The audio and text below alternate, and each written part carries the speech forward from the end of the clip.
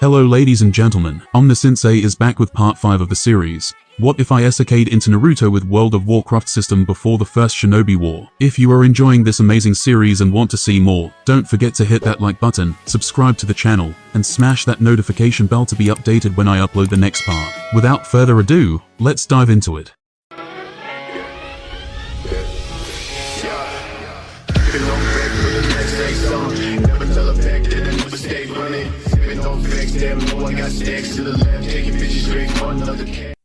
A fake engagement and the clans had stopped bothering Mito trying to marry me off to them, but this incident revealed something uncomfortable. Tsunade liked me and this was hard for me to process, so I simply decided to act as if it didn't happen. As I rambled on about what had happened, and how I had reacted, a monkey came to my window with a scroll. "The Hokage is calling for you." The monkey yawned, handing me the scroll. Staring at the scroll for a brief second, I nodded. "I'll be right there." Inside Hiruzen's office, I took a seat, while Hiruzen figured out how to tell me what he had summoned me to tell me. Apparently, whatever it was complicated for him to explain. "Okay, here I go." Hiruzen sighed, finally deciding to start talking. "The feudal lord, he needs you." "That didn't explain much." "For?" I asked. "Well, he wants you for his personal guard." Hiruzen sighed as he took a seat. "The 12th Guardian Ninja, and that's bad?" I asked in my ignorance. I knew the feudal lord was important, like the king of our country, while the Hokage was like the president. Each of them had a role to fulfill. But even then, I didn't understand why was being part of the 12 Ninja Guardians bad. If anything, it would be beneficial for my reputation. "Well, yes, but no." Hiruzen sighed. "You will be out of the village for a few years. The post has a minimum requirement of 5 years. Oh, well, now that was bad. And I suppose I don't have a say in it, right?" "You do, but saying no could make him mad, and that could affect some of our budgets." Hiruzen sighed once again. "Fine, I suppose I will accept." I sighed, wondering how would I break this up to Tsunade. As expected, Tsunade didn't like the news at all. In fact, she tried to punch me the moment I told her. Fortunately for me, I had something to calm her down, a big double cheese pizza. "Better." "A bit." Tsunade glared, like a cat hoarding her pizza. "Look, it was that or risking the budget of the village, which right now, thanks to the scars the war left, is heavily dependent on that guy." I sighed. "I know," Tsunade sighed, "but I don't have to like it. I can write you." I offered. "A letter a week, and I forgive you." Tsunade hummed, seemingly deep in thought. "Fine." I chuckled, ruffling her hair. The next day, I realized something. The promise I had made to Tsunade was one I couldn't keep. While it was true I summons, none of them would be able to travel such long distances so often, meaning I needed a new summon for this mission, which is why after having a balanced breakfast, I went to talk with Hiruzen about my conundrum. Hiruzen, eager to help, gave me a scroll from a particular summon, one that hadn't been used in a while according to him. The Raven summons contract. The instructions were simple enough. A bit of blood, a bit of chakra, and hope for the best. After all, the summons had the right to reject the contract. Following the instructions, I called out, summoning technique. Ravens. Soon after I performed the technique, a small explosion of smoke that seemed to come from the scroll covered a small radius around the scroll, revealing a small raven with a single eye and an eye patch and the other looking at me. For some reason, he was also wearing a small leather trench coat. "So hi." I waved. "This is motherfuckering great." A prepubescent chick. The raven cawed, or talked. All this was confusing. "The pleasure is all mine," I snorted. "Are you motherfucker sassing me?" The raven cawed,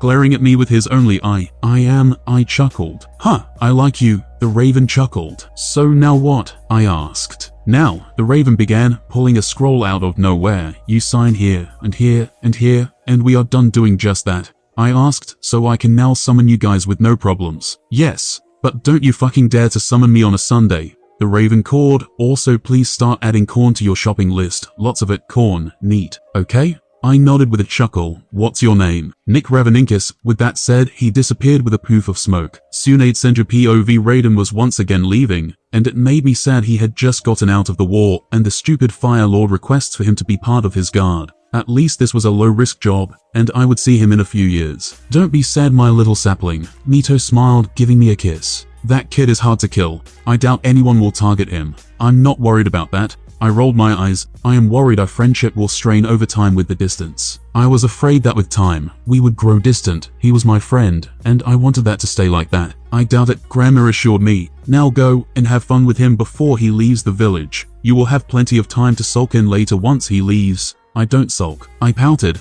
How dare she say I sulk? I don't sulk a lot. Sure you don't, Grandma winked, pushing me out of the house with a broom. Now go and have fun, she ordered. Yes. I giggled, running out of the house. Unknown POV center Raiden. He was an anomaly that I quite didn't fully understand, and I didn't like it. Now the question was he a threat to my plans? Or another pawn for me to move around as I pleased? Time and some little experimentation would tell. In the meantime, I would keep watching him, learning everything I can about him from the shadows. 6 years later, finally, the last days of my contract with the feudal lord were coming to an end, which meant that I would soon return to Konoha, a place I once thought fictional, and that I now saw as my home. During these 6 years, many things had changed. For starters, I was no longer a child. My body had grown, giving me a more masculine demeanor. My strength had also grown, my level not so much. It was quite difficult to level up next to the feudal lord, since very few enemies decided to attack him, and those who did were not usually strong, which made my leveling go considerably slower. But leveling was only one of the many ways to increase my strength, and that's why I dedicated myself to training during all that time, increasing my stats in the process. I had also leveled my professions to the highest level, and thanks to that I now had armor far superior to what I had once crafted. In short, my time with the feudal lord had been productive for the most part. I really couldn't complain.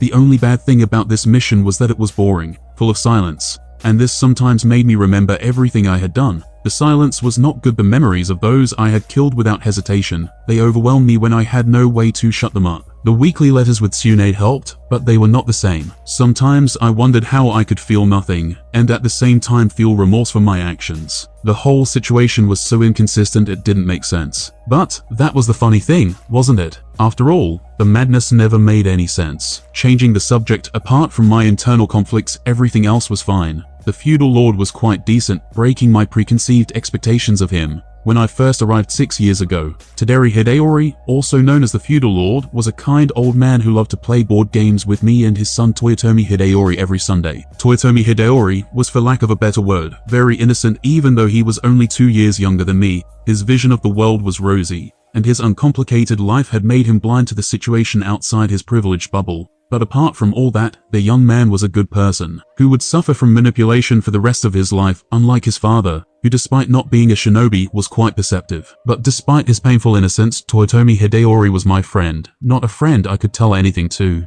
but someone I didn't mind spending time with. For most of my stay, he had tried to convince me to stay, saying that most of the bodyguards his father had didn't understand him. It took me a few years to get this idea out of his head, telling him that, like him, I had responsibilities to attend to in the village. He agreed with a strange-looking smile, saying that I was to write to him from time to time, that even though he was to be my feudal lord, he was my friend. Speaking of letters, my ravens were strange. Their behavior changed, showing a variety of personalities that stemmed from my original world, and they had no idea. Yoda, Nick Fury, and the Power Rangers were just a few of the many references to my original world. To them, each personality was unique and new. At least that's what they told me. But over time this stopped mattering to me, and I learned to accept it without questioning why. The point was, after all, that thanks to them I could now use crow clones to add more badassery to my ever-growing list of abilities. Raiden, you're leaving next month, right? One of my comrades asked, giving me a small smile. His name, Makori, one of the 12 Guardian Ninjas, and the one who had welcomed me 6 years ago. Yes,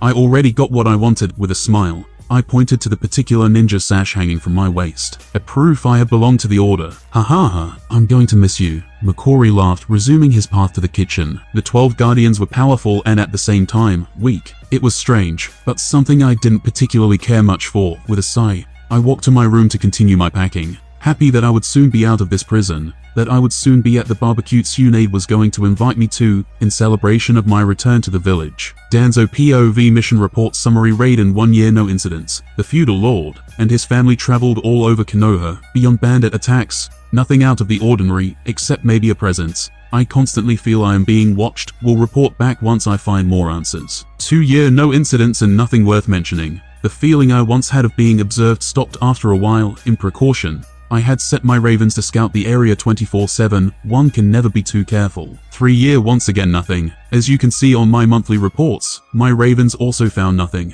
Perhaps it was only my paranoia attacking. 4 year, a squad of rogue ninjas tried to attack the feudal lord, or rather were planning to do so when I caught them. Shortly after a very thorough interrogation, I killed them. They had no contractor or solid motive, beyond the fact they wanted the money the feudal family has. 5-year, once again, we returned to normal. Nothing. 6-year, nothing. Once again. Well, I suppose my going back to Konoha counts like something. Nonetheless, as of now, the feudal family as well, and until my last day, I will make sure it stays that way. Let's see how much have you grown, Raiden. The time to turn him into the shadow that Tobirama-sensei envisioned had come. Finally, my last day as one of the 12 ninja guardians had come to an end with a small party thrown by the feudal lord. I left the castle with a smile. The mission, while boring, had been peaceful, which is something one rarely gets as a shinobi, so I can't complain. For hours, I ran through the thick humid forest that surrounded the Fire Country, passing various towns and cities, without a care, until I felt someone, and stopped in the middle of nowhere. How about you show yourself? I muttered to no one in particular as I surveyed the deserted forest. Someone had been following me,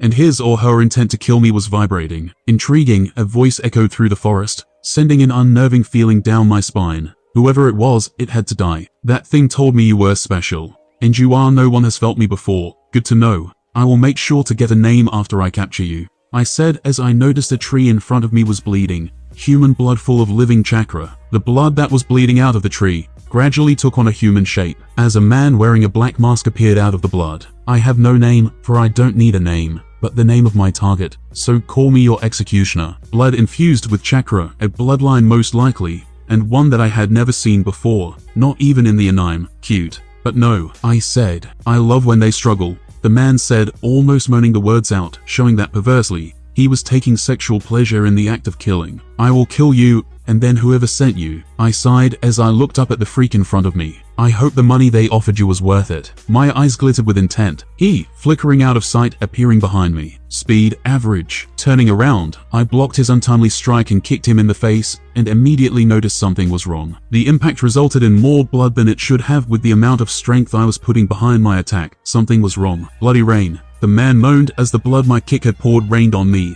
melting my clothes upon contact. Flickering a few meters away from him, I tore the clothes that were stained with his acidic blood, now having a good idea of what the man was capable of. His speed and reaction time were average at best, but his technique was impressively deadly. My blood can melt anything and I control it, no matter what you do. I can't die. Blood control sounded like a troublesome thing to deal with. But no matter how strong he thought his abilities were, everything had a weakness. I eyed him for a second and laughed. Momori LV-27, who would have thought the moment I left the castle, things would get so interesting. I suppose for anyone that has yet to lose a battle, their abilities seem invincible. But know this, there is always a bigger fish waiting to strike. The man chuckled, please struggle more, the more they suffer, the more I feel. Before I kill you, who sent you? I sighed. I don't know, the man answered. I just heard a voice telling me you were my target, and that I would get lots and lots of money if I killed you. Interesting. Now the question was he being truthful? Well, nothing a little bit of flying can't confirm, though I am doubtful pain works with this man, he moaned during my kick. Okay? I smiled, blinking behind him as I used Frost Nova to freeze him in place. A quick note for you. Blood like water, it's a limited resource. Without blood, who are you? You executioner, he grinned, his body bursting like a bloody water balloon. Oh no, a blood clone, oh my god, the ingenuity of it all. If only I had prepared better for this battle. By remembering the one thing we ninjas are known for, I chuckled as I turned around to see the guy sneaking behind me. Hammer of Justice, stunning him in place for 6 seconds. Now let's talk about that contractor. Putting a rudimentary chakra seal on his head, that would effectively keep him in place after my stun wore out. With that done, I grinned as I started to interrogate the assassin, who had lost in the most humiliating way possible. The moment I started to interrogate the man, he exploded. Apparently whoever had contracted him had placed a seal within him to avoid saying too much. Oh well, too bad I didn't get any EXP. Oh well, time to open a portal to my house, I guess. I sighed, wondering why in the first place I had been running to Konoha when I could open as many portals there as I wanted to. Unknown POV? It seems Senju Raiden was as strong as I thought, but nothing that required to be eliminated, at least not for now. Besides, targeting him in the open would let the world know I existed, and I can't let Madara know I exist, not until he fulfills his role. He has after all yet to awaken the Rinnegan, so for now, I will let the Senju brat live. Who knows, I might end up using his unique skills to further my goals. Activate the seals inside all the assassins. I ordered one of the many white Zetsu. It's obvious they won't manage to do anything, and considering he probably knows about the seals, it's too much of a risk. Okay, now, let's see how my favorite pawn is doing. I muttered, going back to see how Madara was. He was, after all, my prize project, the fruit of my hard work. After I walked through the portal, I was greeted by someone I didn't expect, Danzo. That alone was unexpected. How did he even know I was going to teleport to my apartment? And why was he inside? Danzo, I greeted, my tone showing my discomfort with him. Is there a problem? Danzo looked at me, his only eye giving a long scrutinizing look before he replied. I wanted to talk with you about something before you reunited with the rest. What? I said as I put my bags on the floor. A dark, twisted smile stretched out on Danzo's lips as he looked upon me.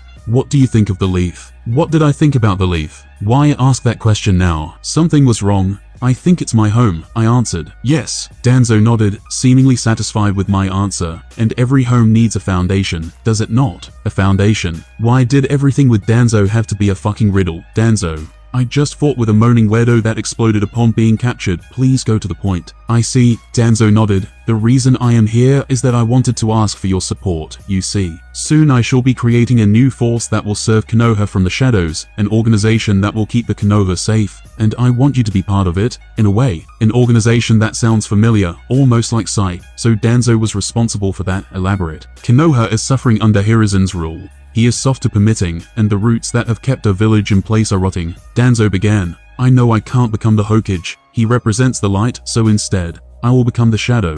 The roots that keep Konoha safe, that is the purpose. Now what is the cost of this dream of yours? I asked. As perceptive as ever, no wonder Tobirama-sensei took you under his wing. Danzo smiled. The price to pay for my dream is sacrifice. And you want me to sacrifice myself for that dream? A bit of a sad sales pitch, don't you think? The root sounded familiar. Yet my memories of Naruto were so distant. I only remembered a few key points, and in none of them, the root was the main part of it. No, Danzo, much to my shock, shook his head, seeming amused by my previous statement. The organization I envision and how I envision it makes it impossible for you to fully belong. Then what? I asked. I want you to become the light that nurtures our shadows. After all, wherever there is light, there will always be shadows, Danzo answered, and the insinuation was clear. He wanted me to become Hiruzen's successor. I won't do it, I answered, realizing what he was asking. Maybe not today, Danzo agreed, but one day you will have no choice but to lead. With that he flickered out of my house, leaving me with more questions than answers. Danzo Shimura POV Raiden was smart and strong, and unlike Hiruzen, he was ruthless. He was both the shadow I envisioned to create and the light the Hokage had to be for its followers. He was all. His immense power would shake the 5 nations, making them tremble in fear. His name would bring fright into the enemies of the village, and his power will force everyone to submit. That was the true meaning of being the Hokage, something I had wanted to be for a long time. But I can't, not in the way I want, but he can, and by him, I will under my thumb, the village will rise. Raiden will be the face, and I will be the hand behind the curtain pulling the strings of fate. Perhaps this was the reason behind Sensei's reasoning when he adopted the kid into the Senju clan. It had to be, nurturing the future Hokage, and nurturing the village for his future rule. By putting an inadequate individual before him, Sensei had to know Hiruzen would never make the tough calls, which made his decision all the more brilliant. By making Hiruzen the Hokage, he would show the village they needed a different type of light, one touched by the darkness of the Shinobi world, one that casts shadows all over the 5 nations. He's still too green, but one day he will be ready, I muttered as I walked back to the place I had selected for the foundation base. Jiraiya POV today was a special day. The sauna would be full of sexy ladies' hair, too. Raiden was coming back. The last time we fought I was a child, weak without form, but now that has changed, and I will challenge him to a duel. Not to prove anything to Tsunade, but to prove myself. I am no longer the same kid he once fought, and to show off to Tsunade a bit, of course. You got that look again, Orochimaru sighed. I will call the doctors, we are jonin already. And we have been training for years with the Sarutobi sensei. I exclaimed, why was he so sure I was going to lose this time? You want me to list alphabetically the reasons why this is a bad idea, and why you are going to lose? Orochimaru offered, fuck fighting Raiden. I will kill this fucker first. The gap that once existed is no longer their Orochi team. I growled and he chuckled. Don't take this too hard on you, in general. I don't think any of us can beat him, Orochimaru admitted. Maybe if we fought him together, but alone. I sincerely doubt we have anything in our arsenal to defeat him. His power, speed, chakra levels, and techniques are all on a level of his own, frankly. I would have thought you of all people would know with how easily he defeated you that time. Do you think he's that strong? I asked, shocked to see Orochimaru say such things. It's not a matter of what I think, Orochimaru replied. It's a matter of facts. After my short conversation with Danzo, I lay on my bed with my eyes staring aimlessly at the ceiling of my room, while I pondered deep in thought what Danzo had offered me and the implications of it all. Me, being the Hokage, was hilarious, especially knowing all he wanted was a puppet, a ruler for him to control. It was funny even, not the offer, or his blatant disrespect for Hiruzen, but how badly he failed at hiding his true intentions. Now the question was, how to deal with this. I could tell Hiruzen, but that wouldn't change a thing, because Danzo was unfortunately right. Hiruzen was soft, and would never punish his friend. He was not one to make difficult decisions, especially when they had something to do with his friends. I just got back, and I'm already in a web of conspiracies. I sighed, deciding that, for now, I would keep an eye on Danzo, not because of his offer. Politically speaking, such things are to be expected, but because during my absence, his eyes changed. He now was different, or perhaps I was just now noticing it. Time to get ready to meet Tsunade and Mito. Taking a deep breath, I stood up from my bed and went to the bathroom. Not only I had to get ready, but I had to get rid of the stench of blood that permeated my body from the last explosive battle. Once I was ready, I walked towards Tsunade's house and knocked at the door. 1, 2, 3 knocks and nothing, when all of a sudden, I felt a few shurikens fly at me from behind. The weird thing was, the attack had no aggressive intent. With a sigh, I ducked ever so slightly, dodging the clumsy attack as I flickered behind my attacker, just to realize it was Nawaki. Last time I saw you, you wanted to play with me. I chuckled, wondering why in the 7 fucks he attacked. With a smile and a defeated sigh, I smacked him on the head with enough force to send his body right through the door of his house. Well, I guess I owe a new door to Tsunade. I wanted to see if your senses had dulled, senpai, Nawaki declared, buried in the debris of my attack, his voice showing no pain or discomfort, which is not weird considering who his sister is. Don't worry though, he chuckled, you passed my test. You are still worthy of being my rival. Rivals? Since when, and more importantly why? Rivals? I chuckled. Before he could reply, a bestial, almost animalistic shout interrupted him. Nawaki, you better not be attacking Orochimaru or Jai. Well, Jiraiya, you can, but stop bothering Orochimaru. He attacked me, I shouted in response, loud enough for her to hear, and with a second of pause, followed by a sonic boom that originated from the depths of her house, she appeared in front of me. Hair messy and wow, puberty just wow. How the fuck do hormones work? She was a shapeless potato when I left for my mission, and now Jesus freaking Christ. I am beautiful. I know, Tsunade grinned and I snorted. Modest much? I teased. Modesty and personality are for those who lack on the outside. Tsunade winked, ready for your barbecue. I am, and I am very hungry, so be ready to spend a lot of money. I grinned. I am, Tsunade smiled, tackling me into a hug. I smiled and hugged her back. It sure felt good to be back home. Funny how things change a person. With a cough I asked, so, is Jiraiya still a pervert? Tsunade snorted. Yes, he is. I almost killed him once, because of it, Tsunade admitted with a shameful blush. He was spying on me while I was on the hot springs, and things got out of hand pretty quickly. If it wasn't for Orochimaru, I would have probably killed the idiot with my bare hands. I was so angry that I didn't notice I had broken over half of his bones. It took him 6 months to fully recover. I even got a suspension for that time. It was an entire ordeal. The good thing though is that he doesn't spy on me anymore, so, yeah, I honestly admire his perseverance. I chuckled, breaking the hug, especially knowing how stupidly hard you hit. It's almost like he wants to be killed by you. Orochimaru said the same, as he carried his bleeding body to the hospital. Tsunade sighed. Oh well, ready for the buyback? Heck yeah. I grinned. Jiraiya POV, there he was, talking with Tsunade, probably thinking he's so cool because he has a fan club. But I will show him that I am also cool, Raiden. Yes. Raiden smiled as he turned around to face me. Let's have a battle amongst men. I challenged him. This was a field of expertise. He had no hopes of defeating me. Then, after defeating him in manhood, I would defeat him in shinobi hood. Is that a word? We'll check later. I guess I have enough time while I wait for my salad, Raiden hummed. You little, I growled under my breath. He was so sure of his victory that he assumed he was going to defeat me in under a minute. Let's start then. As soon as I said this, Raiden flickered in front of me, kicking me out of the restaurant as he weaved his hands ready to attack with a water-style jutsu.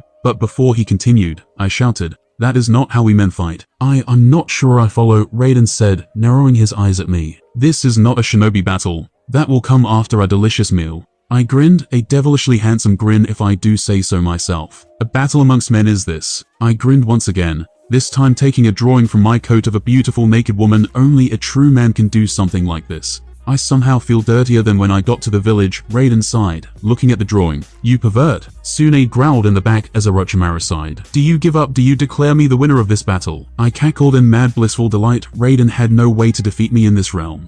I was the supreme pervert that ruled over the men and women of Konoha. I had the lewd power with me.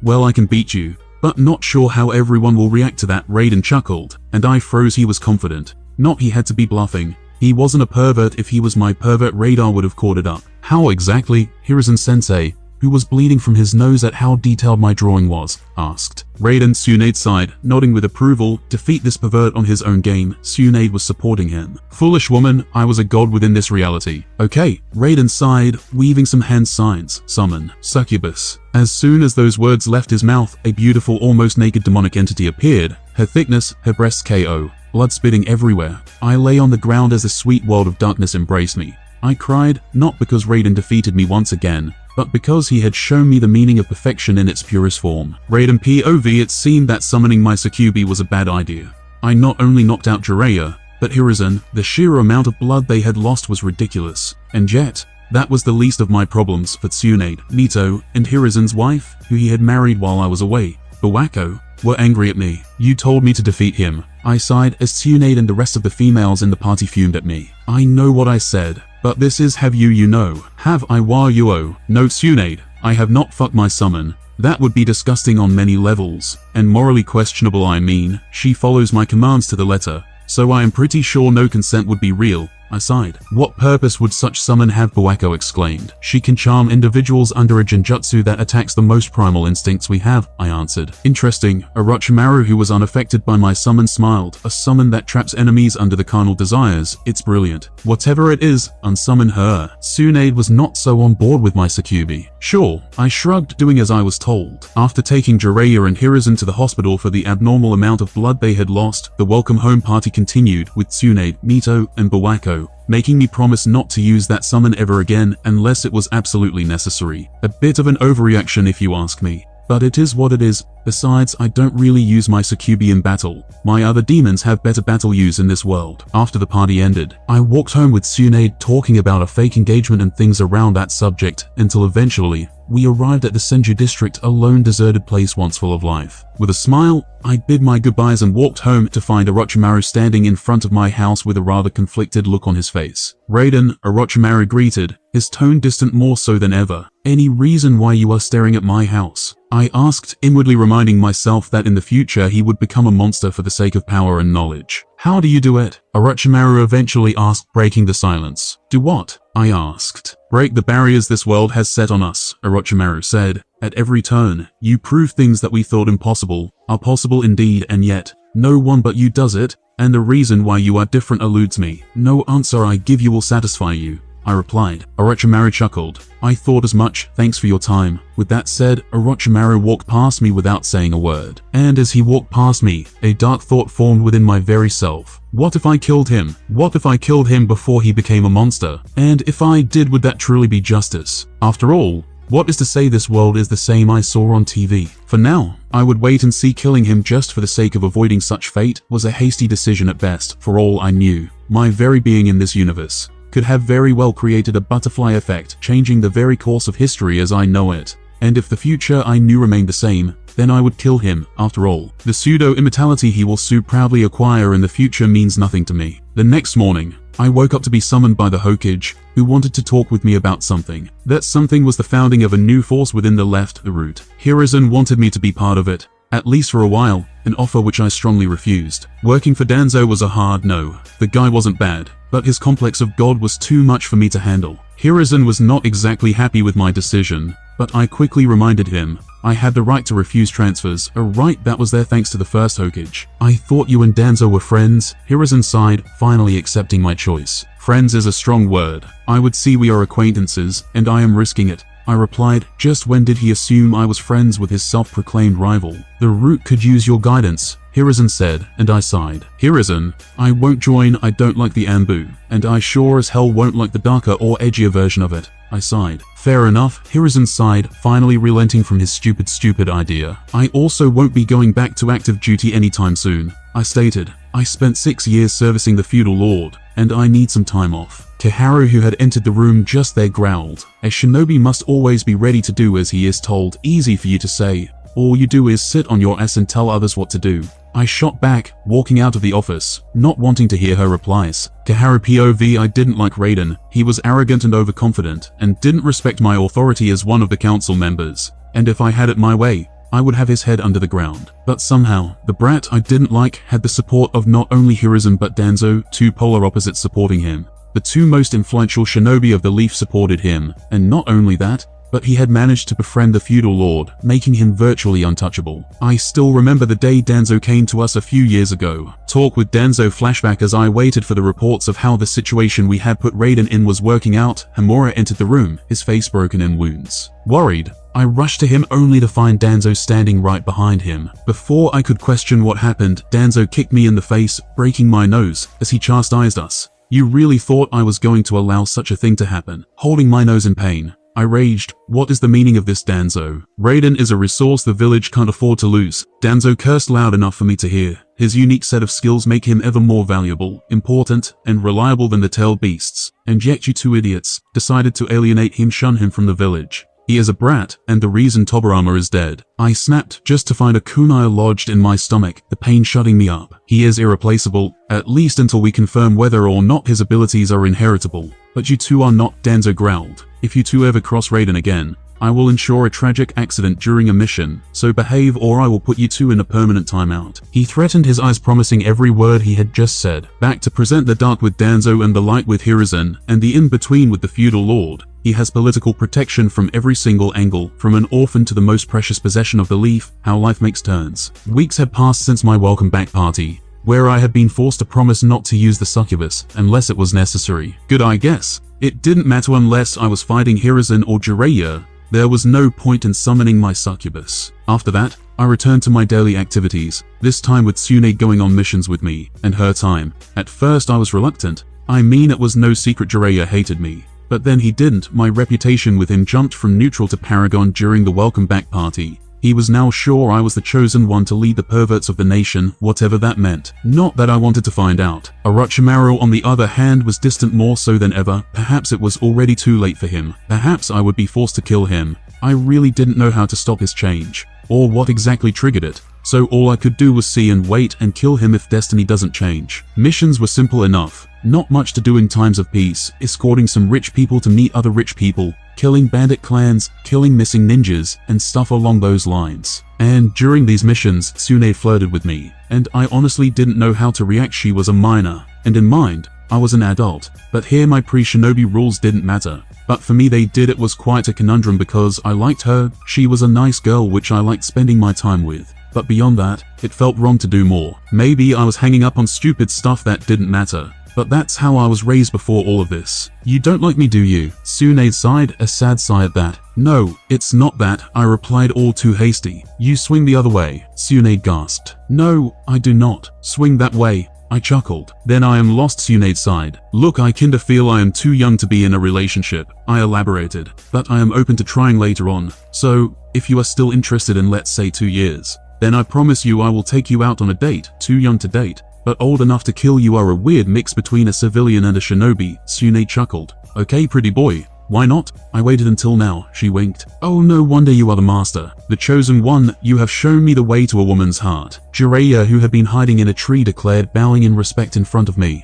He makes it so easy to punch him, Tsunade sighed. Asterisk, is this motherfucker for real? Question mark. Asterisk, Nick Ravenicus cord. Asterisk, tell that bitch to stand up and have so much pride. This shit sickens me. Star. Is that your mighty summon? Huh, I see, Raven, so you look mysterious. You are a genius. Jiraiya nodded. May I touch your summon? Asterisk, oh hell no. This motherfucker touches me, and I will go full Afro Samurai on him, asterisk, Nick cord. Asterisk, you better tell that frog ass looking bitch that if he touches me, he will need the eye patch I have, not me, asterisk. He would prefer not to be touched, I translated. Understood, Jiraiya nodded with a grin. Asterisk, you missed a few bitches on that translation. But whatever, it works to keep that motherfucker out of my feathers, asterisk, Nick cord in approval. Can you summon the goddess you summoned that time? Jiraiya eventually asked. Asterisk, that's it, I am killing this bitch, exclamation point, asterisk, Hiruzen POV. I expected many things from Danzo, a kunai to the back. Sure, every Tuesday, a poison tea, is it Wednesday already? But him proposing to make Raiden the next Hokage was not something I had foreseen at all. It was shocking, to say the least. Heck, I expected him to try and get the position for himself, but for Raiden, never. It was truly shocking, and even more when one considers Hamura and Kaharu supported his decision, and the feudal lord, meaning all he needed was my vote, and he would become the next Hokage. Even without my vote he would. The feudal lord and the council wanted him to take the mantle, so I accepted, saying that I would retire once I reached my 50s, giving Raiden some time to live a normal life. where mornings and nights are filled with paperwork. Danzo, the council, and the feudal lord accepted this little compromise alongside some minor things I asked, like not telling Raiden about it, for our decision could change in the future, who knows. But for now, I had to admit, he was the best available choice. After him maybe Jiraiya. But I am not sure I want to see him on the seat. I am glad you accepted Hiruzen, Danzo said, giving me the closest thing to a smile Danzo could give. Well, he is the best option, I admitted. That he is, Danzo nodded as he turned to Homura and Kaharu, isn't he? Yes, they both answered rather fast. Orochimaru POV life and death fragile things. But somehow Raiden managed to break them and reform them to his liking. He can give life and take it away, meaning that Sensei was wrong. There were ways to achieve what I desired, the question now was what ways. Raiden didn't want to answer my questions, or rather he couldn't, it seemed he didn't fully understand his abilities. And it was not like I could force him to tell me either way. If only I could, perhaps I would find a way to know. Don't dwell on that, not anymore. If he could I can, maybe I'm just not looking in the right direction. Everything was a matter of optics, and how I saw my problem. Back in the village, I went to the training grounds to train, where I found a white-haired man training with his team. The man, seeing me, smiled and introduced himself, Haddock Tsukumo, from a simple glance. I could see he was stronger than the future Sannin, by a lot. His chakra, the way he behaved and everything else shouted power. And easy enough, I got excited at the idea of fighting. Tsukumo, seeing this, stopped what he was doing and said, "You are known across the nations. This is an opportunity I can't let go, so, if you don't mind, would you like to have a spar with me?" A spar? That was exactly what I was looking for. Excited at the prospect of having a friendly spar with someone close to my level,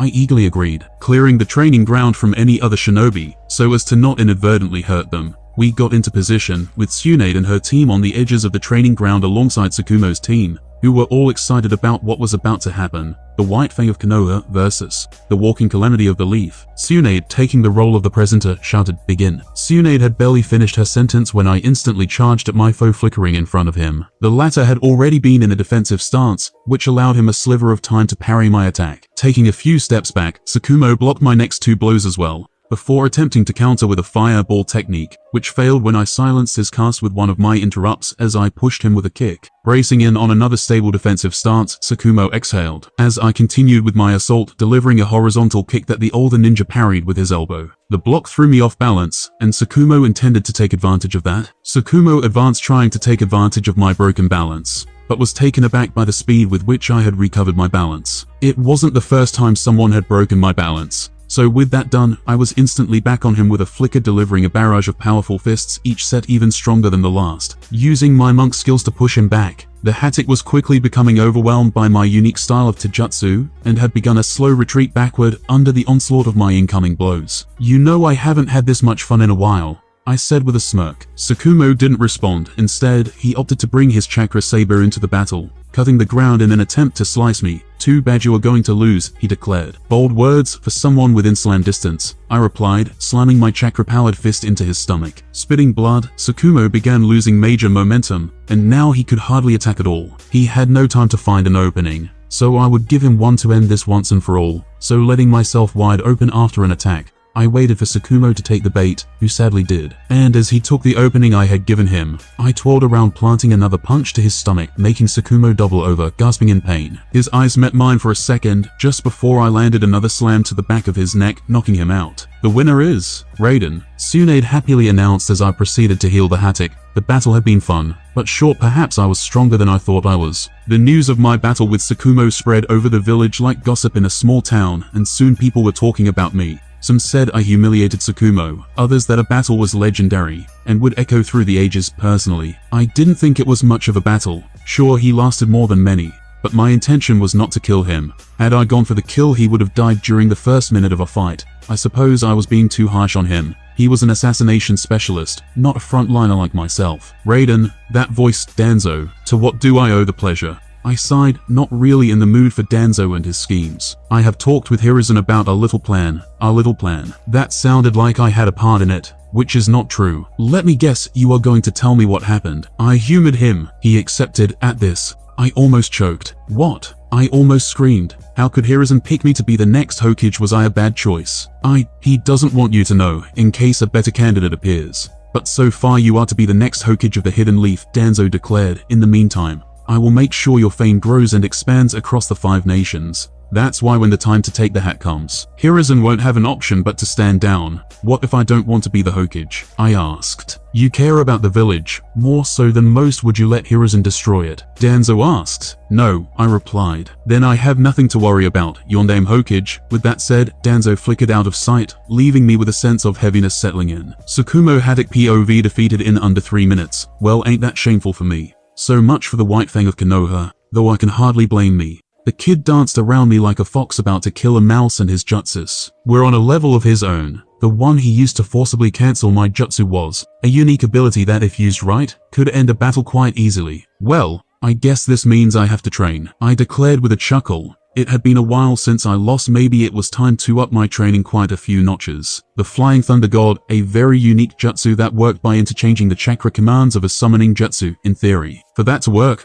the user had to have extensive knowledge in the arts of sealing, for even one mistake in the sealing formula would end in mistakes like teleporting a missing limb, one that you just lost. Which is why I had taken a particular interest in the art of sealing. If a technique like the Flying Thunder God was possible only with the art of sealing, then what else? What were the limits of sealing? For now, though, I would master the Flying Thunder God technique, and then I would see where this trail would lead me. Also, I thought as I tried to master the technique I had gotten into because of Tobirama Sensei, I discovered sealing had some interesting applications, like making people feel pain. You see, the human body is an engineering marvel of biology, but even the most perfect creation has its faults. It's really easy to manipulate how the body reacts to something, if you know where to look, and I knew where to look at. By overstimulating the sensory receptors of our body, you can make living beings feel an array of different things, but the one that is the most important is pain, pure and absolute pain. And based on this marvelous biological fact, my very first seal was created. Seal of Agony. By marking my target with a 1-layer seal of my invention,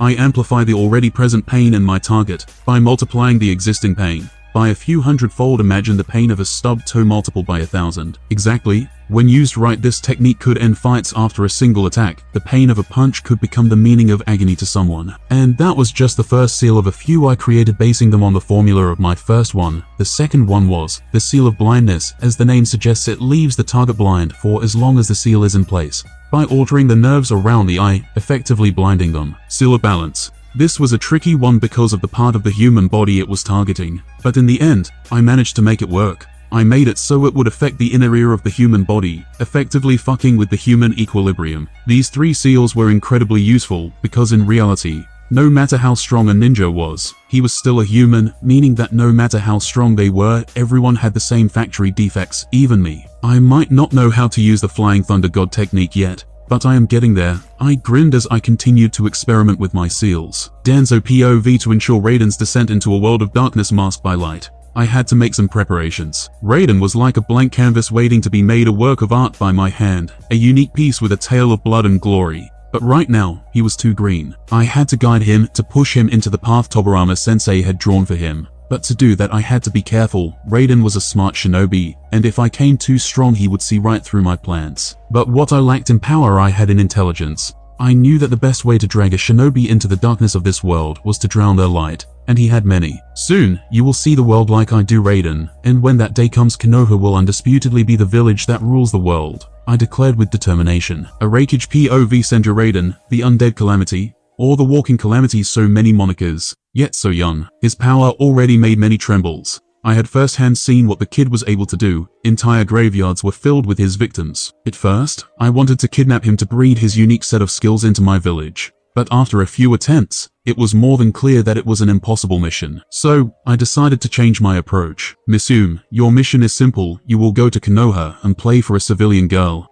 Your sole target is to seduce him, and by any means necessary come back with a baby in you. Our honeypot mission, Misume, was by many considered one of the most beautiful Kinochi Kumo had ever seen. Her specialty infiltration. This mission was made for her, and if we succeeded we would have all the DNA we wanted from Raiden. As you wish, Raikage-sama, Misume nodded. I know this is a hard mission, Misume, but considering what our reports have said about him, we believe you enter his criteria. Blonde, older than him, and with a voluptuous body, I stated. I understand, Raikage-sama, Misume nodded. There is not such a thing as too low in this mission, so do what you must to carry his seed, I said. I promise, I won't come back without his child in me, Misume promised. Then go and make your village proud. I nodded, and she flickered out of sight. Turning to my ambigards, I muttered, bring the other girls. I have to discuss with them the mission. We have to ensure he has enough options to pick. If we are lucky, they will come back pregnant, young girls, mature women, and in between, any type of fetish a man could have. Raiden would have to pick. One way or another we would have his seed. As you wish, the Anbu nodded, flickering to get the girls. This plan could backfire horribly, B reminded me. We don't have much of an option, I reminded him. Raiden's existence was already shaking the balance of the world, and we had to restore it. Schemes were a common occurrence in the Shinobi world, everyone had one of them.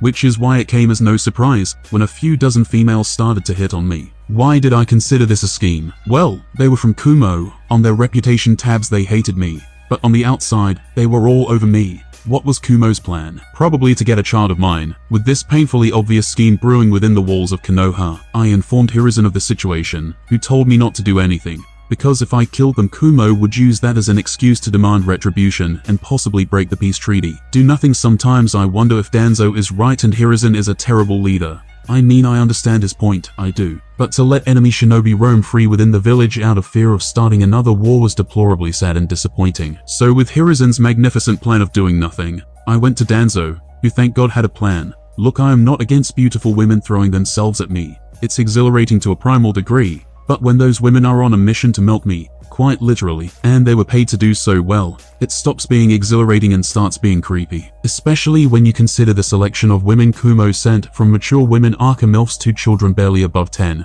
The situation was utterly disgusting in many ways. If I had to guess, they probably didn't know for sure my type of woman or my tastes and simply tried to hit every possible fetish box. It's safe to say I hated Kumo for this shit, and so Danzo had a plan. But just in case, I also told Mito, who bitch slapped Hiruzen alongside Buwako, forcing him to act, which in turn modified Danzo's plan into a more friendly one, just to avoid wars. What was the plan? I had no idea. Danzo's first plan was to brainwash the Kumo nin, so that we would get classified information about their village. That plan, while good, would have broken the peace treaty very hard, which is why I went to the next person I knew I could trust. Not that I could trust on Danzo. Anyway, I went to Mito, who then went to Buwako, and well, plans changed, and I had no idea where we stood. Okay, can I know what the hell are we going to do? I asked. I have discussed with Mito-sama and my wife about what to do. Hiruzen started as Mito and Buwako grinned. Why were they grinning? Something isn't right. You are going to marry Tsunade, Mito said,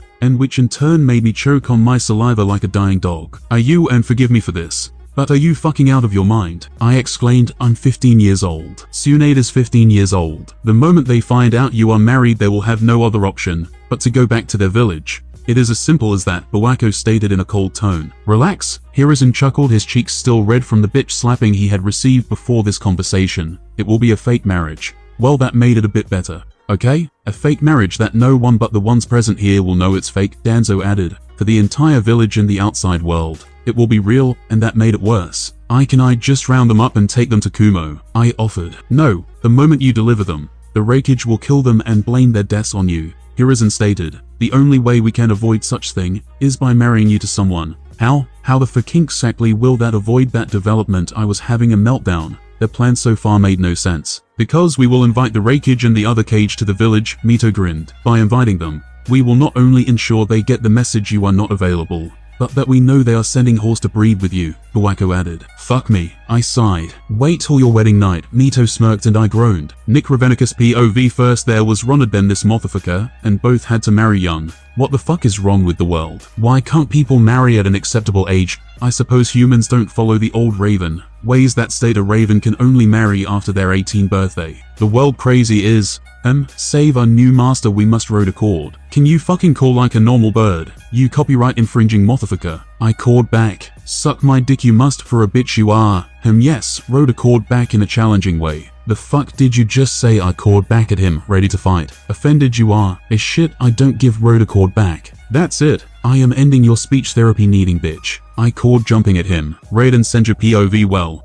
I suppose a fake marriage isn't that bad. I don't have to sleep with Tsunade. Not that I consider her ugly, but it is morally wrong, and I refuse to dip the tip until I am 18 years old, or my partner is 18 years old. My age is not a factor, but the age of my partner. Surprisingly, Tsunade accepted this way too easily. She seemed somewhat happy. But maybe I was imagining things, unless no, Mito would not use this as a way to tie me, that cleaver bitch. Well, I have been checkmated by an old lady. I laughed as I wondered how Jiraiya would react to this. perhaps he would go back to hate me. Raiden, Jiraiya shouted as he entered my house through the window like a fucking comet. Teach me, senpai. Marrying so young, to such a woman. I must learn your ways. I guess that answers how he would react. A fake wedding, a foolish idea to try and prevent the other villagers from continuing to send women for me to have sex with them. Tsunade, alarmed by the situation, agreed. But even so, I disliked the idea. I didn't want to get married because the other villagers wanted my seed. I wanted to get married because I was in love. Call me sentimental, but that's what I wanted. So I started to think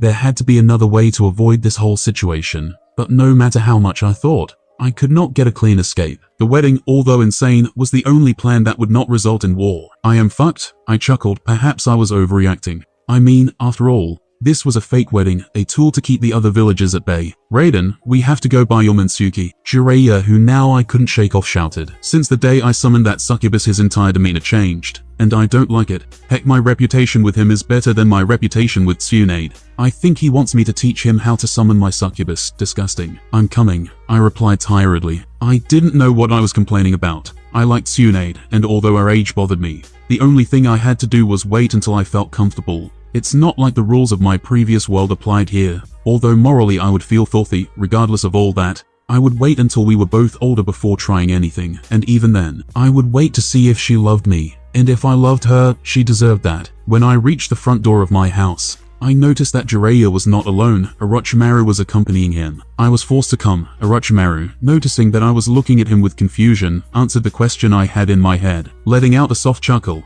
I looked at him and said, "If you want, you can go. I'll tell them you helped me if they ask." Orochimaru cracked a smile and shook his head. I already cleared my calendar, so I'll help. Besides, Jiraiya will ruin everything, and I must avoid that if I don't wish to die at the hands of Mito-sama. So I wasn't the only one who was mildly afraid of that woman. I guess her influence spreads even further than I thought. Okay, we should go buy my clothes then, and after that, I have no idea. Orochimaru sighed as he shook his head in disappointment. Sometimes I think I'm the only organized ninja in the village. After we buy your clothes, we must collect everything from your house and move it to the main Senju estate residence. After that, we must go to the bank to inform that you will soon be married, and that Tsunade will have access to your account in case of emergencies. Then we must go to the hospital to verify your medical records, and after that we must book the wedding venue. Jiraiya, who was on the verge of tears, whispered, "And the bachelor party." Orochimaru sighed. If we have time. I thought Mito would reserve the venue for the wedding. In all honesty, I thought the Hokage and Mito would cover most of the expenses. If that were so, she wouldn't have given me a list of all the things that were missing. She will only be in charge of paying for Tsunade's food and clothes, while the Hokage will pay for the drinks and the cake, Orochimaru replied, showing me the list. Now, let's get started. There's a lot to do and little time to do it. My recommendation: let's create some clones to divide the tasks. Clones, Orochimaru was truly a genius. Excellent.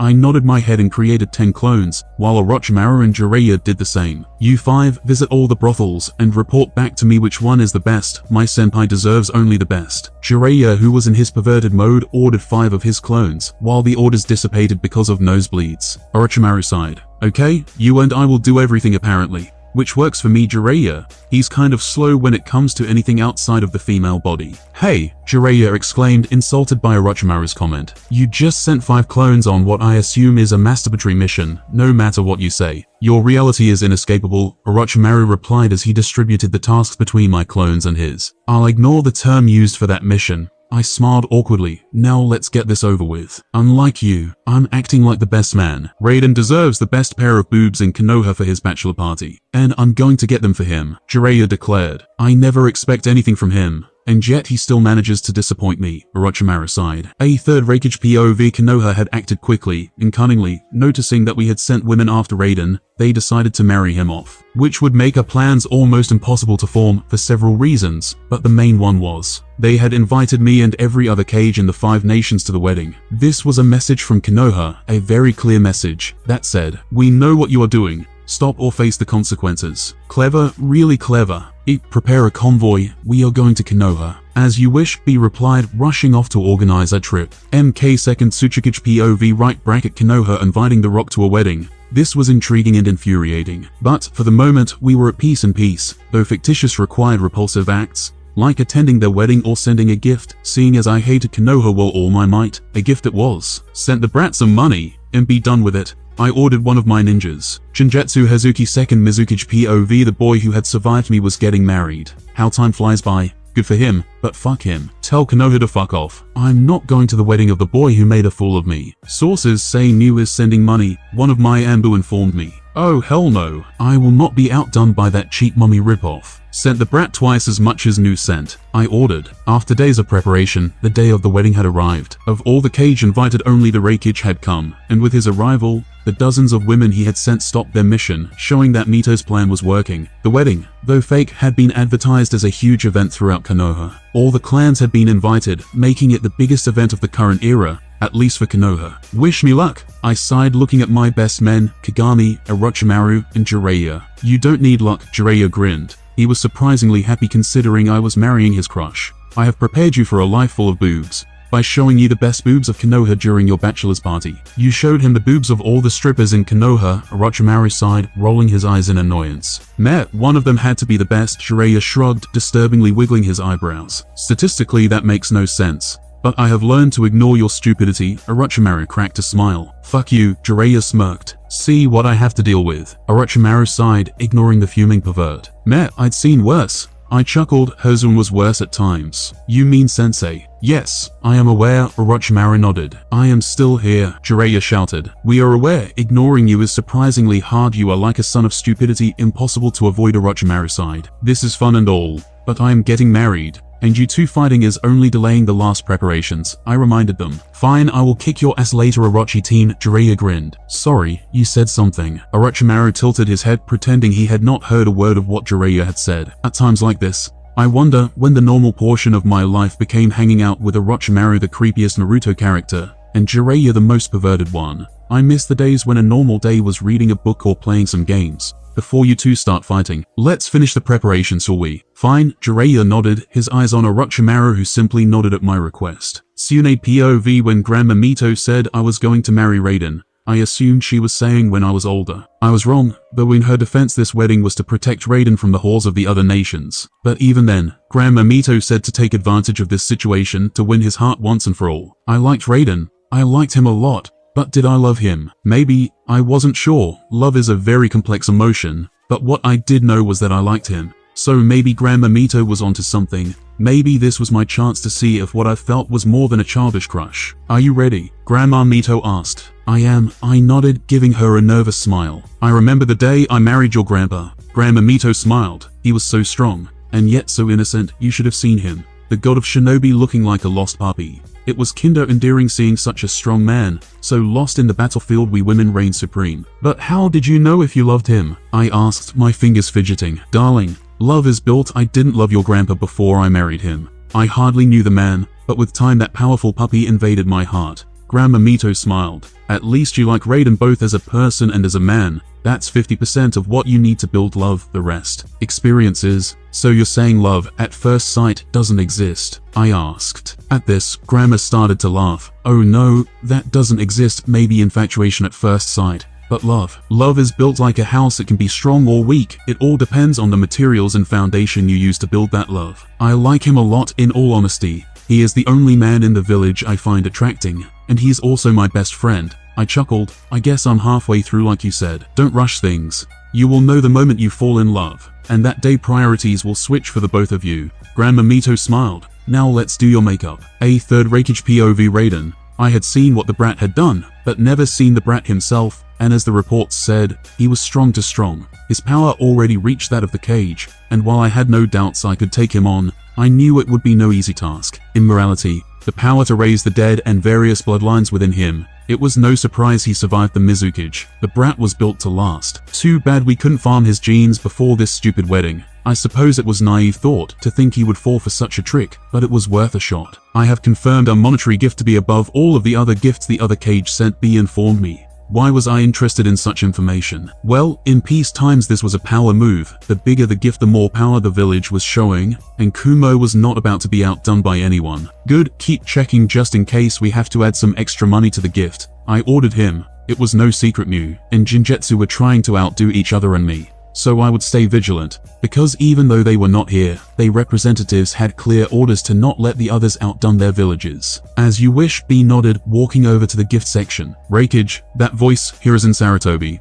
The third Hokage. I am happy that at least one of the Kage came to the wedding. I had no reason to deny such an invitation. After all, we are at peace, right? I replied. That we are, Hiruzen nodded. Well, if you excuse me, I have to put my gift with the others. Hiruzen was a smart man, a troubling smart man, which is why he had unintentionally shown me how much money he was giving the couple. Before going to the gift section, the bastard knew I wasn't going to let anyone outdone Kumo, and had intentionally started a conversation, so that I would inspect him and notice his gift was twice as big as ours. That bastard, if the Hokage wanted a gift war, he would get one. Weeks after the wedding, my life returned to its normal pace, with the difference that I was now living with Tsunade, which made my mornings quite interesting. Hormonally speaking, I was dealing with a lot of stuff, but beyond that, it was fun to have a roomie. Outside of my completely sexless married life, I dedicated myself to crafting and finishing my racial quests to burn time. It was a good time burner, and it gave me the chance to improve upon different things, like my sealing and other similar things,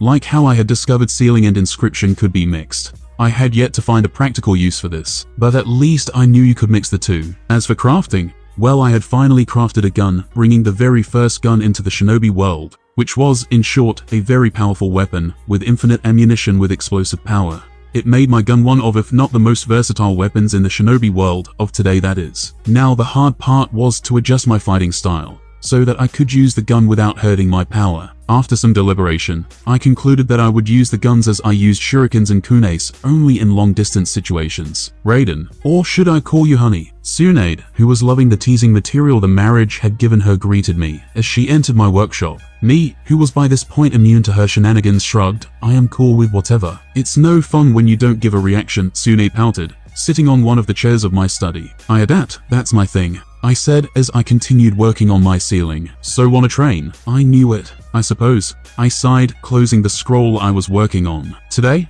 I will fight you without the weights. I want to show you how fast I have become. Tsunade grinned, and for some reason, I didn't like the sound of that. I regretted many things. Not watching the entire Naruto series, which would have been nice now that I am here. I also regretted not playing Dark Souls and other stuff, but none of those regrets came even close to what I felt about telling Tsunade about training weights. I was stronger than Tsunade. By a lot, I was also faster than her. But the moment she took her weights, her newfound speed shocked me, and for that brief tenth of a second that I hesitated, she broke my arm and all of my ribs with a light tap. Before I heard people in the back of my head crying. Allow me to explain, the shock froze me, but not enough for me to take the full hit, so at the last second, I tried to dodge, and she brushed my arm with the tip of her leg. That alone was enough to pulverize my arm, and shatter all my ribs as the force of the impact dispersed into my body. Holy Jesus. I whistled as I healed my wounds with a flash heal, realizing Tsunade was on her way to becoming the strongest Sannin of the trio. Well, she already was. How was that? Tsunade, oblivious to the fact she had crushed a good part of my body, inquired happily, as she continued to try and attack me. You broke my arm and ribs with that love tap.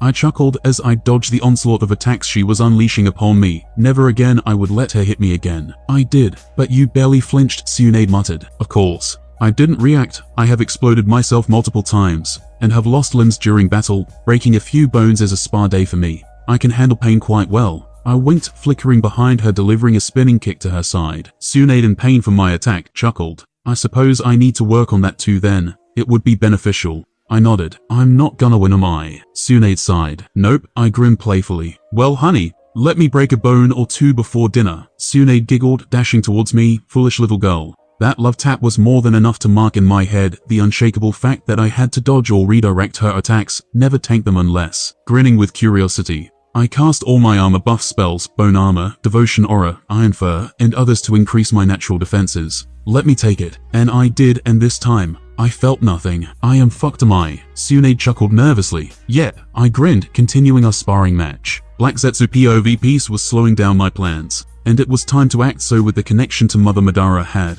I planted the idea he had to start the second Shinobi World War by making the villagers think one of them broke the treaty, something easy to accomplish with the help of White Zetsu. Nothing like a good disguise and a bit of blood to start up a war. After all, no matter how much time passes, Humans remain the same, unchanging animals waiting to be farmed by their mother. Soon I shall free you from the shackles of isolation, mother, soon. I had waited for eons, and the time was drawing near. In a few decades, all my plans would finally give me the results I so much desired, bringing back the one who had birthed me. Madara will send 20 clones of mine to start the war. They already have the disguises they will need, White Zetsu informed me. Good, now how is the plan to plant spores on Raiden going? I asked. That brat, while inconsequential to my plans, had unique powers and the potential to be my plan B should Madara fail. I haven't been able to get close to him, White Zetsu admitted. Besides, I don't think it's wise to do so. I have a feeling he can see more than he should a Dojutsu. Intriguing. Do you think it's a Dojutsu? During my time spying on him, he didn't showcase such power, but he did show the old skill to sense my presence. I don't think so, White Zetsu sighed. I think he can see beyond facades as he did with the females you manipulated the third Raikage to send under your guise, oh great Kumo elder, he snickered. Then keep an eye on him from afar. If he does have the power to see beyond our disguises, I think it's best to avoid direct contact for now. I don't know how it started or why, but a year after my fake wedding, some ninjas from our village attacked Isla, breaking the peace treaty. And now we were once again at war. What had me in doubt was that this incident happened all over the country, and we were the protagonists of this in every scenario. Aura attacked Suna attacked Humo, Kumo attacked Kiri, and so on. Nobody knew who threw the first stone, only that we were at war. 17 years old. And I was at war again, 2 wars in the span of my short life. It almost seemed premeditated somehow. But I had no proof or leads that hinted otherwise. Raiden, Hiruzen greeted me as he entered my house. That was an odd occurrence. Normally he would summon me. What do you need, Hiruzen? I am enjoying the last few moments of peace we have before I have to go and fight this war. Maybe my response was harsh, but I couldn't help it. I was angry with the world for how things were turning out. I know how you feel. Hiruzen sighed, his eyes showing the weight all of this was pushing on him. I came here to ask you a favor. A favor? What kind of favor would he need right now? I need you to take a genin team under you.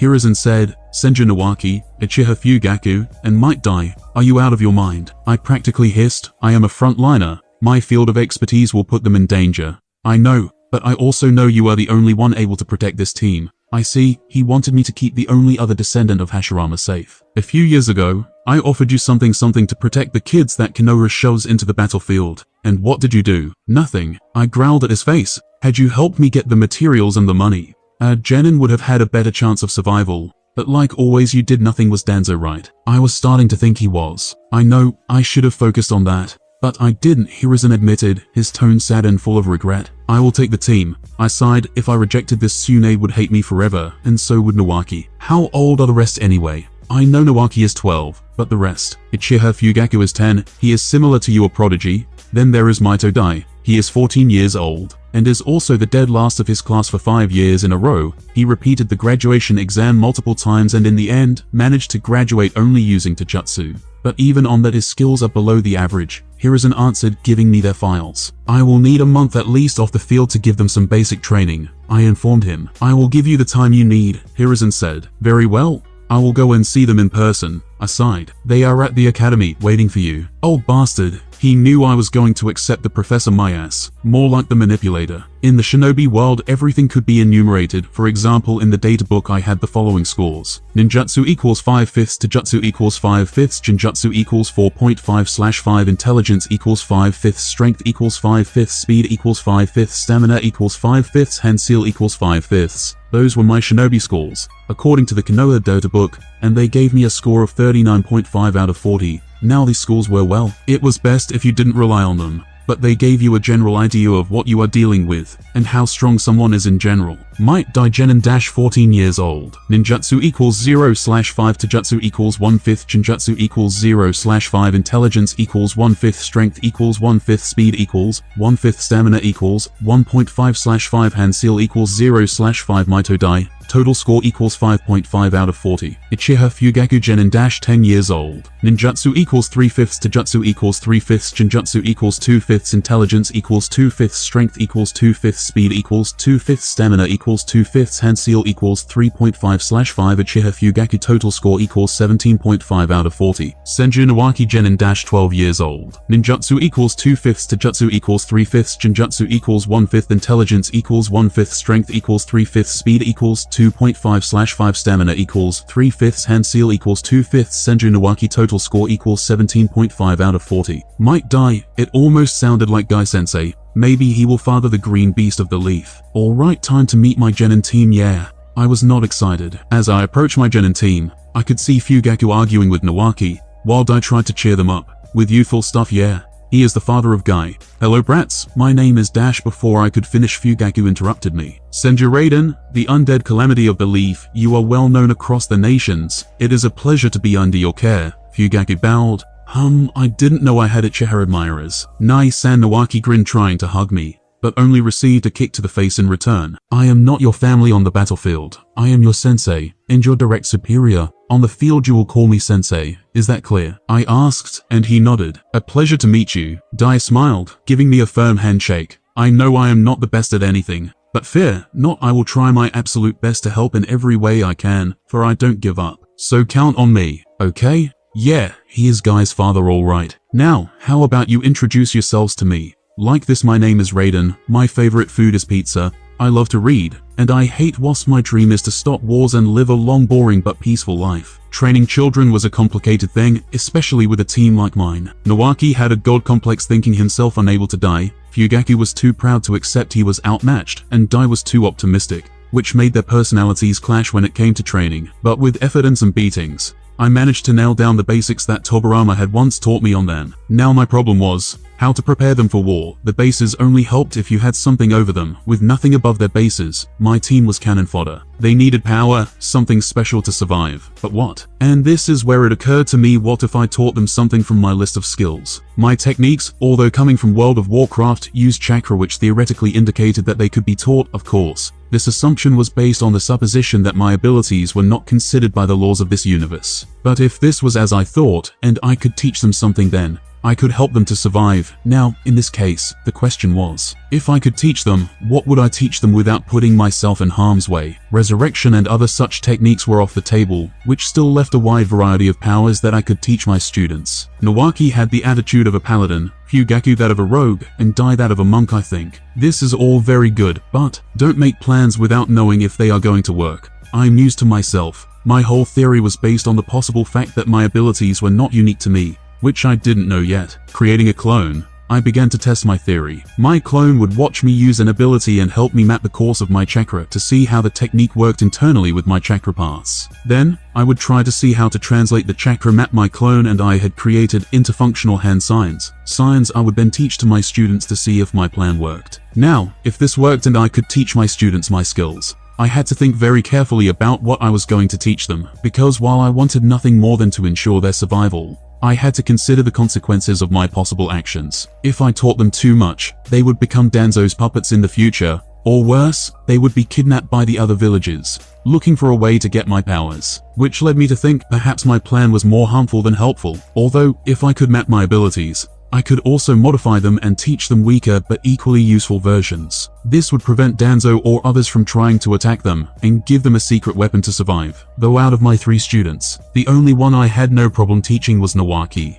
who by law was my younger brother. Maybe that was the best, just teaching Nawaki, who because of my marriage to Tsunade, and my relationship with the clan was my family. Yes, I guess that's for the best. I sighed, acknowledging that this was the only way to avoid the wave of political bullshit that would come to me if I taught anyone outside the Senju clan anything within my arsenal. Now the problem was that if I did this, what would I teach Dai and Fugaku? Fugaku was a genius, not at the level of Orochimaru or Tsunade, but a genius nonetheless, which would make it easy for me to teach him anything else. But Dai, what he had in willingness to learn, he lacked in ability and power. Even in Taijutsu, which was arguably his strongest skill, he was appallingly bad. Perhaps I could double his Taijutsu training, or give him some boosting items. Hiruzen didn't find me the money to mass produce them, but I have enough materials to craft them a few pieces each. That would give Dai a much needed power boost. Now the question was how to ensure my crafted items didn't fall on the wrong hands. Sealing. I could make a seal like that of the Hyuga, to burn the clothes to the ashes should they be captured or killed. I guess that settles it.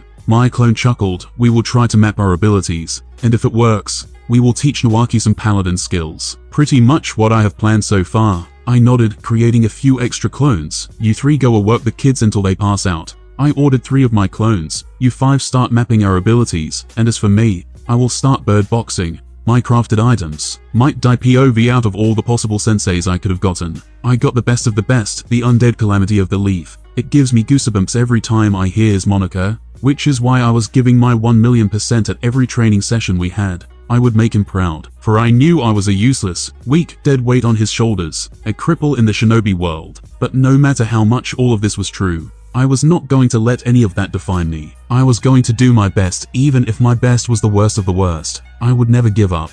That was my ninja way. Dai, that voice, the youthful voice of Sensei. What can I do for you, Sensei? I greeted him with a smile. It's time to train, like you have never trained before. Sensei smiled. I will train to death, and resurrect your ass, so that we can continue training. So get ready, for I will make sure you become a fine shinobi during these coming months. Such words of youthful wisdom. He still had hope in me. He definitely isn't like the rest. He truly is a magnificent sensei, yes sir. At this point, I was crying. I was happy. After studying hard the weaknesses of each of my students, I created a training plan for each one of them. For Nawaki, extensive courses of chakra control and Taijutsu. For Fugaku, endurance and speed. And for Dai, the hardest training, 18 hours a day, in which I made him vomit and bleed with pure physical training. Dai, he wasn't going to become the strongest ninja. At most he would become an ordinary jonin if my training worked. He was weak in every aspect, stamina, chakra levels, and ability to learn or understand things. The only thing he had was determination, a lot of it. But with determination alone, he would get nowhere, so I would push him to the very limits of his body, to get the most out of him,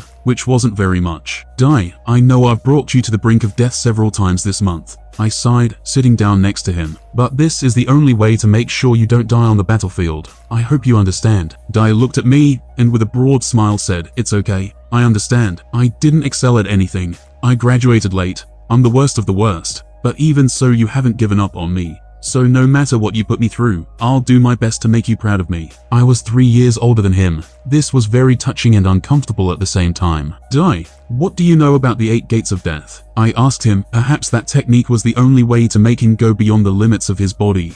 And while it was true the 8 gates would harm the user at every use, potions would make such technique viable. At least until the 7 gates. The 8 gates of death. Dai muttered back. The 8 gates exist to limit the flow of chakra within an individual's body. It is said that every human cannot use any more than 20% of their body's full potential, both in chakra and physical might. It's the brain's way of protecting us from harming our body through overexertion and such. I explained to him as he stared at me in awe. With training, we can learn to remove these limiters, aka opening the gates. With each open gate, we are given access to more and more power and flow of chakra, thus increasing our overall might in combat. Sounds like a powerful technique, Dai whistled. It is, and it has a bunch of cons. Using 1 or 2 gates has almost no consequences in the body. But anything about the 4th gate brings a lot of stress to our body. I nodded. The 8th one, that one brings death upon the user, but 7 and below don't. I grinned. Dai gasped in realization. You want me to learn that technique? Yes, I nodded. In fact, I will learn it with you. Unlike him, I could use the 8 gate as much as I wanted,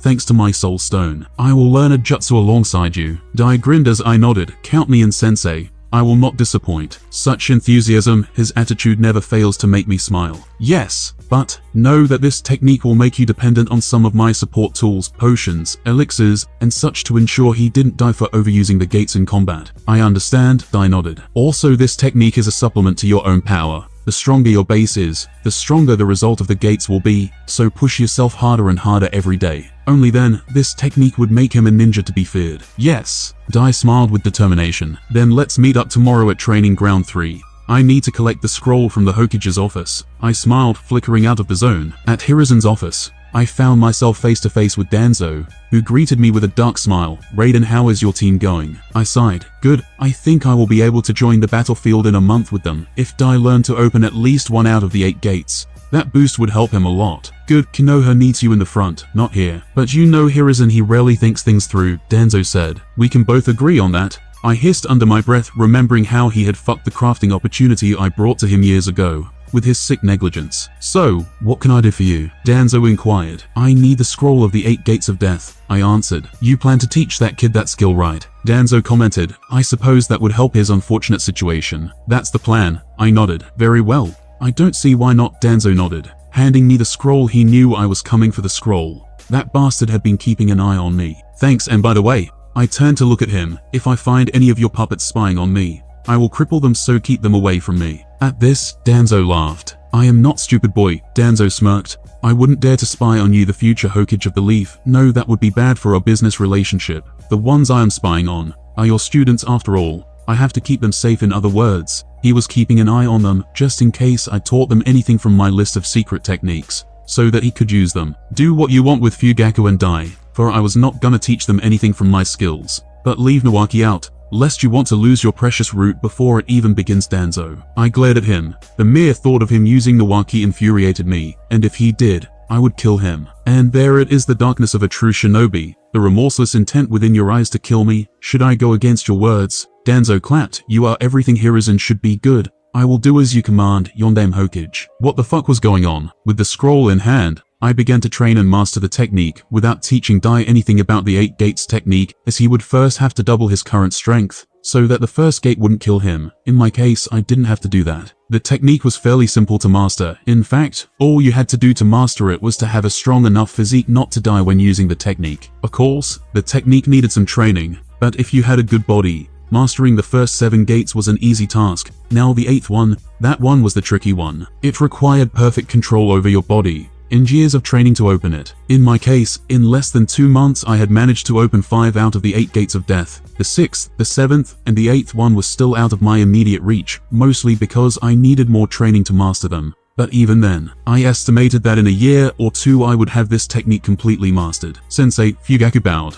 I completed the training course you had me do today. Uchiha's always so formal and diligent. Perfect. Now rest for a bit while I check on Nawaki, I ordered as I flickered over where Nawaki was. Sensei? Nawaki smiled, drenched in his own sweat. How am I doing? His training, a comprehensive course to master chakra control. For it was the only way I would be able to entrust him with some of my techniques that I had already mapped chakra-wise. Good, but you still need to focus on how your emotions affect the flow of your chakra. He still had a long way before I had the chance to teach him anything from my arsenal. Sensei? Dai greeted me, his knuckles peeled, showing a gory sight. As always, he was overdoing his training, as it was the only way to reach the heights he wanted. You are getting closer. I smiled. A bit more, and he would be able to open the first door without imploding from the sudden power burst. Let me heal that for you. With a smile, I used Flash Heal on him, healing all his wounds immediately. This is our last week here, right? Nawaki asked. Yes, I have exhausted all of our options to try and extend our stay, but the battlefront needs me.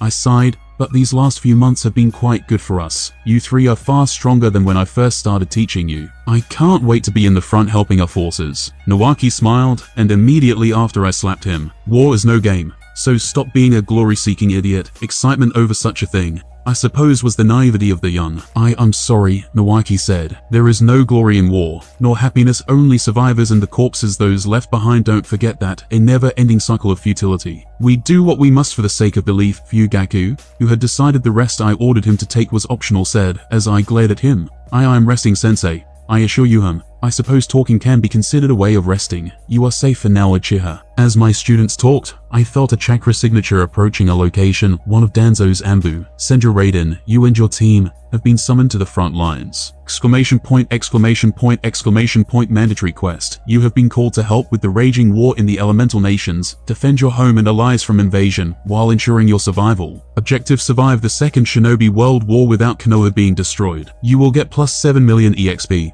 plus 100,000 reputation with Konohagaka, 1 item of your choosing World of Warcraft related mount system. Bonus objectives: kill one of the cages. I was wondering when that quest was gonna pop. Understood. In the end, it seemed like I wasn't going to be able to teach Dai how to open the first gate. You have 1 week to get your affairs in order. With that, the Embu disappeared out of sight. A week, he says. I smiled. Maybe I did have the time to teach him and more. Meet me in 2 hours in Training Ground 8. I have a few things I will lend you. With that said, I flickered back to my house, where I would craft some useful items. In my house, I started to craft items, a few dozen flasks of the Titans to increase my Genin's HP for a somewhat long time, a few dozen flasks of distilled wisdom to increase their chakra pools for a few hours, a few dozen flasks of supreme power to increase their overall power, and few dozen flasks of chromatic resistance to increase their resistance, and a few dozen flasks of petrification to save their butts in tricky situations. All of this was rather expensive to craft. Not money-wise, time-wise, mostly because the ingredients needed for such items were super hard to find. Most of them were according to my gathering map in Suna, and I was so yeah. I also crafted some potions both for HP and CHK. Now, to craft some Salband rings. The Salband, something I thought I didn't have, was there, but it was harder to craft that way, meaning a ring without soul binding properties was 4 times cheaper to craft than one with soul binding properties. Something I had discovered after crafting my second set of armor. That was not soul-bound, because it would have been crazy expensive to craft it that way. 3 deadly Lestrite bands should suffice, 3 arguably strong rings, cheap to craft and easy to add soul-binding properties.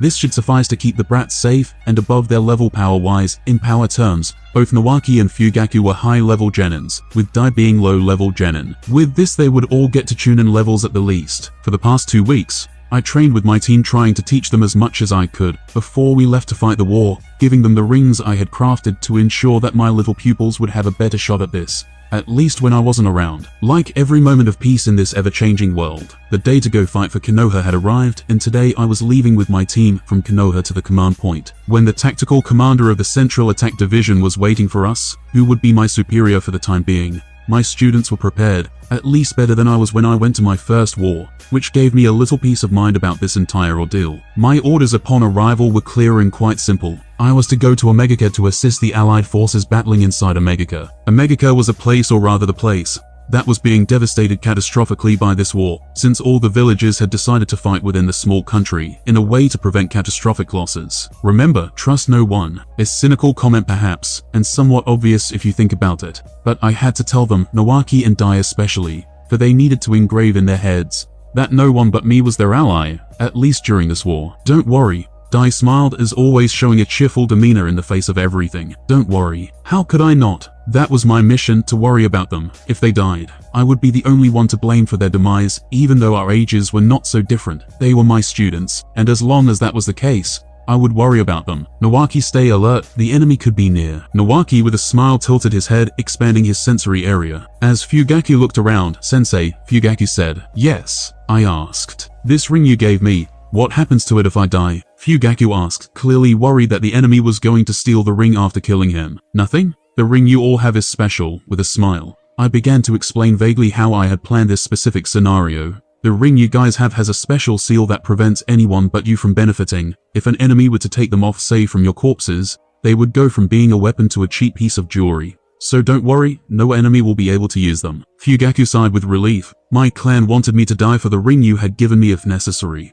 I am glad to know that if I die, I will not be dishonoring my clan by giving power to the enemy forces. Nawaki looked at me, and with a smile asked, can you create other things like this? Yes, and I won't. I need a lot of money and materials to do so. Creating them without reason is stupid, especially when I have to make sure my creations don't fall into the hands of my enemy, or some of my allies. And the scrolls you gave us to summon potions and the like, Daya asked. Those? Yes, but only if they have one of the potions out before they die, since the scroll only works on your blood, and if I allow it, a summoning seal that had permission to use seal above it, which I could authorize from a distance or deny, preventing or accepting access to my potions. Oh, then I'll guard the scrolls with my life. Dai declared with such excitement that a beautiful rainbow and sunrise appeared behind him. We're almost there, ending the conversation, I said as I focused on the mission at hand, expanding my sensory area. I could feel 1, 2, 10, 30 enemies 10 kilometers away from us. They were waiting for us most certainly. In 2 minutes we will be ambushed. You 3 make formation 4, and fight as a unit while I take care of them. Remember, alone you are weak, united you are strong. Nawaki, Dai, and Fugaku nodded in agreement. 10, 9, 8, 7, 6, 5, 4, 3, 2,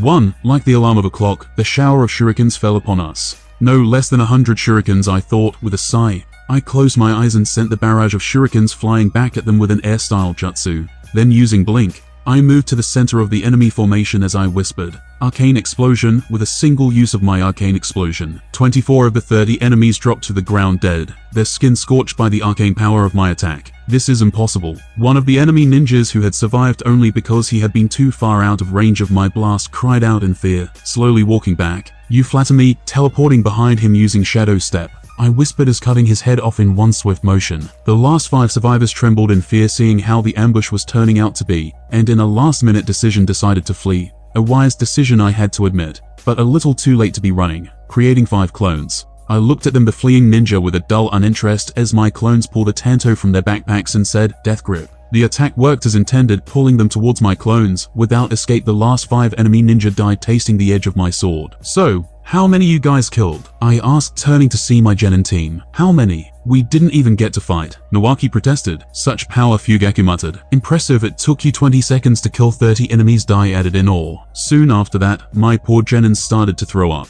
I guess the awe of my power stopped their first reaction to seeing a human die. When I arrived in Omegaka, I reunited with Tsunaid, who hugged me tightly the moment she saw me arrive at her post. After that, together with my team, we began to help the allied forces in every turn to fight against the enemy, and the truth was, it was surprisingly easy. War by no means is easy mentally speaking, but every ninja that I would face would die with a single attack too if they were above average. It was surprisingly anticlimactic to kill enemies so easily. It almost made the entire ordeal feel unreal, like a video game you passed and now have the cheats for. It was strange to say the least. As for my students, well, considering most of the enemies were incredibly weak compared to me, I let them fight some of the fights, with me closed just in case something happened. It was educational for them and safe, because no matter how strong the enemy was compared to my students, if I was near, his only option was defeat, most of the time. However, when I could, I would be with Tsunaid, talking, fighting, and sharing stories. Times like this made me realize I cared about her. She was probably my one and only friend in this world.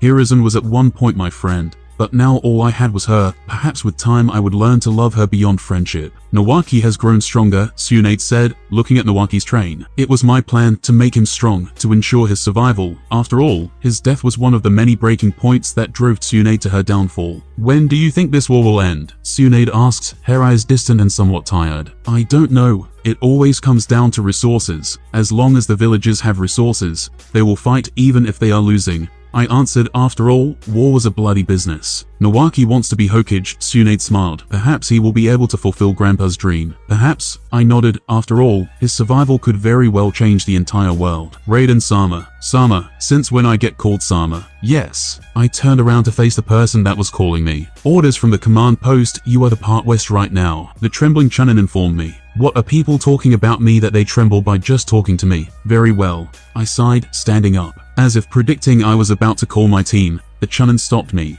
which in turn earned him a small glare. "Sorry, Raiden Sama, but you are to come alone." Orders from the Hokage himself. Hiruzen had broken our deal. That old bastard. I hissed under my breath, flaring my chakra. How could he? Our deal was I was to decide if I parted with my team or not. "It's okay," Tsunaid, sensing my inner rage, hugged me. "I will take care of the brats for you." At this, I snorted. "Thanks, please don't let Jiraiya corrupt them." "Never," Tsunaid winked. After saying my goodbyes, I ran towards the west post, wondering what kind of mission or plan Hiruzen had that I had to do it alone. He had to know by now that normal ninjas were at best a nuisance to me, and so that's what it is. The old bastard wants me to fight a cage. After all, cages are the only ones that could pose a threat to my team even with me around. "Raiden reporting for duty," I said, entering the command post only to find Hiruzen was not there, which only helped to add more salt to the injury of our relationship. "Raiden Sama, my name is Yomugi Yamanaka. I apologize for the sudden summon, but the Hokage said were he not to be available. You are our best bet." Smart of him, though his students together could take a cage too. "It's okay," I sighed. "So who do I have to kill?" "Well, we are not aiming for killing so much as for survival," Yomugi sighed. "The third Raikage is pushing us back, and we can barely halt his advances on the west post, which is why we needed a cage-level ninja." The third Raikage. This was the point where I lost control of my chakra, so much so that several ninjas inside the command post fell unconscious, thanks to the sheer pressure of my chakra. "I am glad you called me here," I declared, reining my chakra back to normal. "I will help you deal with that man, don't worry." At last, my opportunity to kill one of the bastards behind the death of Tobirama-sensei had presented itself on a silver platter, and unlike the wedding, I would be free to kill him. I was beyond excited with this unique opportunity, but even then, I would have to be careful, because bastard or not, he was a cage. ISC, Yomugi shivered. "I will wait for my orders," I informed the shaking Yamanaka. "So please tell me as soon as the third Raikage appears. I will deal with him my way." "As you wish, Raiden Sama." Yomugi, who by now had recovered, nodded. Third Reikage POV, they had sent Senju Raiden to Konoha's west post. It seems they wanted us to clash in combat. Good. Only I could deal with the brat. According to the reports, he had been killing hundreds of ninjas with such ease he might as well be swatting flies out of his way. With this change of his post, I would have the opportunity to stop one of Konoha's strongest weapons before it damaged us beyond repair. I shouted. Yes. E flickered beside me. Have our sensors be on the alert for Senju Raiden. If he appears, my orders are clear. Flee on sight and wait for me. I will deal with him, only me. Or B, if he lets the Hachibi take control, could face Raiden. But considering the Hachibi would most likely attack us, it was best if I was the one to deal with him. As you wish, B nodded. And that concludes this episode of What If I ISEKAID into Naruto with World of Warcraft system before the first Shinobi War Part 5. The story will continue in Part 6, so ensure you subscribe to the channel and hit the notification bell to be updated. If you enjoyed this video, give it a big thumbs up, share it with your friends, and comment your thoughts down below. I'm the Sensei signing out.